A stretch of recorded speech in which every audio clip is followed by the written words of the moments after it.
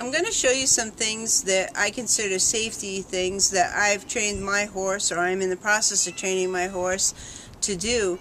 And I can't see your level of training, your horse's level of training, or the situation that you and your horse are going to be in. So I can't say do these things and you'll be safer. If you choose to use them or don't use them, do so at your own risk. But they're things that I like to do and things that I think are safe for me and my horse to do. So I want to throw them out there just so that you can have them to consider, so that you can have seen them at some point.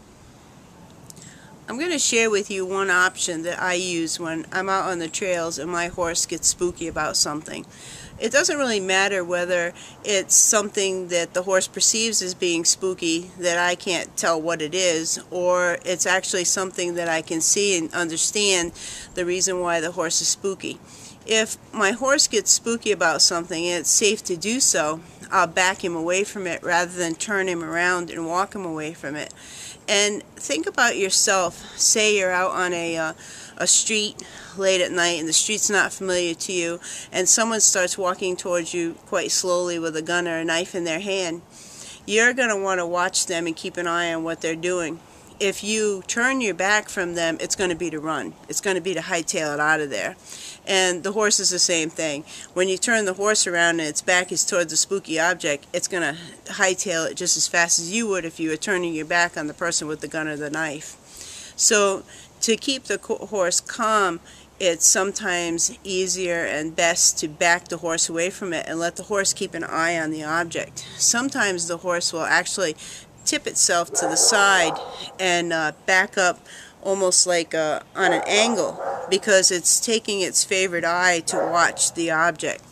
You can also walk past an object on the trail the same way. Let the horse get into that kind of sideways cocked position and walk past the object. Turn him around and let him walk back by it again, and keep letting him walk back by it until he gets familiar enough with the object that he can go straight past it. I would use the same thing if say I was out with someone else's horse and their horse started to jig around and get spooky about something. If it was possible, if it was safe to do so, I would start to lag behind that horse and get farther and farther back, in essence kind of backing away from it and letting the horse watch that horse rather than try and go on up ahead of him. There are many options to choose from. This is only one option that I'm offering out there so that you have it in your mind if it should come up out on the trails and you think it's safe to use it. What I would do after backing the horse away from the spooky object, or backing the horse away from the spooking horse, I would use the head down cue to further try and calm my horse down, because a horse with its head down is usually calmer than one that has its head up and flinging around or doing whatever else with its head up. So to be able to use that, you need to teach that ahead of time. My horse is cued to put his head down if I reach forward and put my hand on his neck by his mane. He'll automatically put his head down. Now, you want this cue to be automatic. You want it to come as cleanly and fluidly to that horse as it comes to you when you see the red light, your foot goes on the brake.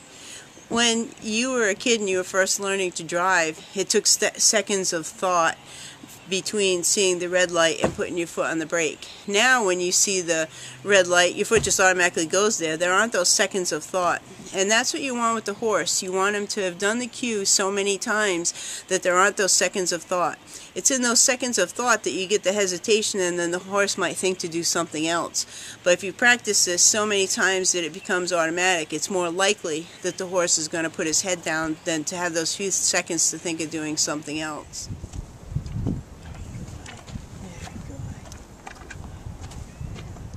This is easy enough to teach too. You teach them to put their head down just as you would in any other situation of teaching the horse to put their head down. And once they've got the cue down, you just practice it. You're out on the trail and you stop, you put your hand there and the horse puts his head down.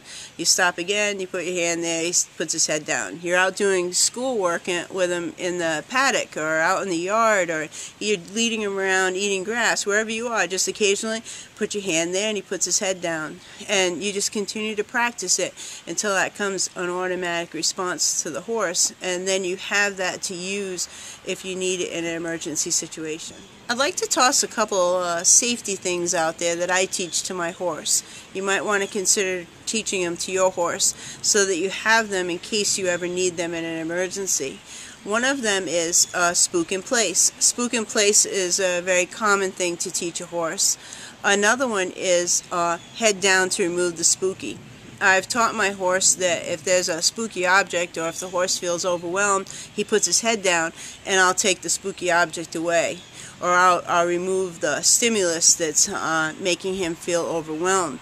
And you better believe if I'm on his back and he puts his head down without any prompting, that I get my fanny off his back, because he's telling me remove the spooky and there's something that's overwhelming to him. Another one is that if weight leaves the saddle or weight leaves the horse's back, that the horse stops. Another one is that if there's drag on the stirrup, that the horse stops. If anyone's interested in teaching any of these things to their horse, let me know and I'd be glad to put a video up.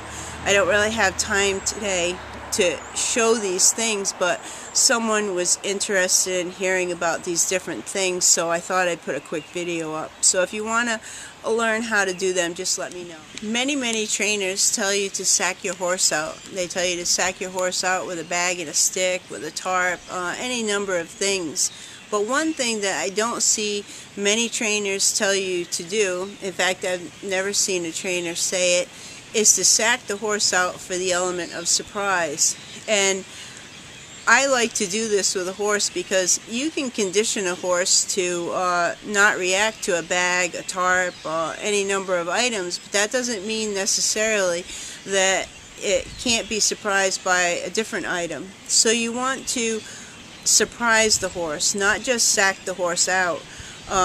When you get the horse accustomed to the item, like all over the horse, you want to be able to surprise that horse with that item and have them not move, not just accept the rhythmic movement of doing it all over the place. I do this thing with my horse, we call it the spook in place game, where sometimes I'll be just standing next to him, do nothing, and I'll just go like that real quick. And if he moves his feet, he doesn't get a treat. And I'll tell him, "Ha, you moved your feet," and he'll like flick an ear at me, because we've done this for 9 years, so he knows very well he's supposed to keep his feet still. Now when you first start doing that with a horse, doing little surprises like that, you want to make them small. You don't want to do them big like that. 9 years of doing it with him, I can make a big movement like that, and he'll do it like all over flinch usually.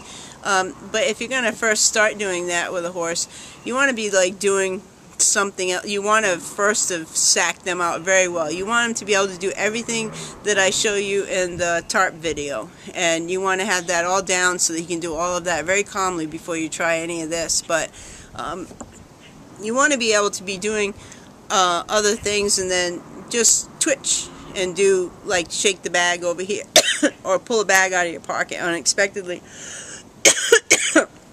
But do very small movements at first. And if they don't move their feet, they get a treat. If they move their feet, just tell them, you moved your feet. And they don't get a treat, and you try it again. And of course, the second time when you try it again, they probably aren't going to react to it. So they're going to get rewarded for doing it. For example, like if you have a plastic bag in your pocket over here, and you're standing talking to your friend, and you just pull the bag out, and the horse moves. You moved your feet. You put the bag back, and then immediately you pull it back out again. He's probably not going to move his feet the second time, so that time you can give him the treat. Once you've done those things a little all over the place, they'll get the idea that they're supposed to keep their feet still. And it's a fun little game I play with my horse, but it's what I consider sacking the horse out to surprise. And you can see me doing that in the video, the foundation video, where I'm up on the mounting block and I put my leg up over his back and I bring it down and I put my foot up under his belly. Now, I can put my foot up under his belly without the element of surprise. He knows I'm going to do it. I can rub and tap my foot under his belly and he doesn't react. But if I put my leg up over the back and then I bring it back down, I surprisingly bring it up there, he takes a couple steps sideways. So just because you can tap a horse all over with something doesn't mean that that horse has been despooked. It means it's been desensitized to that item. You have to be able to add the element of surprise before it becomes an effective way to despook a horse. There's a relatively easy thing that I do with my horse also. It's it's nothing. When there's, say, the kids running around over in the field with the four-wheelers and the dirt bikes, or they're making a bonfire over there by the pond, or somebody's shooting over there, and my horse looks and it's like, wow, what's going on over there, kind of look on his face, I'll look, show some interest, and then go, it's nothing. Or if he sees something that's mildly spooky and I don't think that he's going to be overly concerned about it, I look at it, check it out, and go, it's nothing. So he's heard, it's nothing, so many times that when we see something that's a little bit more spooky than he's used to, and I say, it's nothing, his mind can kind of click with, oh yeah, she says that every other time that it's nothing. So it's something that is very simple, very basic, and may or may not help you in a situation. But I've had it help me in situations. I've seen my horse calm right down because I just said, it's nothing. The next thing I want to go over is a one-rein stop. I use the one-rein stop, and many trainers advocate using the one-rein stop. There are certain situations, though, where you shouldn't use the one-rein stop, and that is if you're doing a fast trot, a canter, or a gallop. If you're moving at any speed, significant speed, and you try to do a one-rein stop, you'll take the front legs right out from under your horse and you'll do an ass over tea kettle situation, and you'll both be on the ground. It's something that many trainers don't think to tell people. If you're going at a significant speed, say a fast trot, a canter, or a gallop, especially a canter or above, then you need to make a fairly wide circle around and make the circle smaller and smaller and smaller and smaller until you're going slow enough that you can actually do a one-rein stop. Now, I'm not going to teach you here how to do a one-rein stop. You can go on any number of sites and find out how to do a one-rein stop. And a one-rein stop is very effective in bringing a horse back under control, as long as you don't try to do it when the horse is going too fast. Before you take your horse out riding, someplace other than in his normal arena or his paddock, you want to consider the different things that a horse might run into and try to address those in spook exercises. Like, for example, if you're going to be taking your horse out on the road for the first time, you might want to get them used to a vehicle in the yard. Have them follow your vehicle up and down the driveway. Have the car follow you up and down the driveway with the horse. You might want to have the horse walk past the exhaust on the car so that it feels the exhaust on its legs, and it doesn't feel that for the first time out on the road when two cars try to squeeze by you and one has to come really close to you. You don't want that to be the first time the horse feels that exhaust on its legs. So wherever you're going to be going to ride, that you're not used to riding there, you want to think ahead of time of the different situations that you might run into and try to address those before you go out there.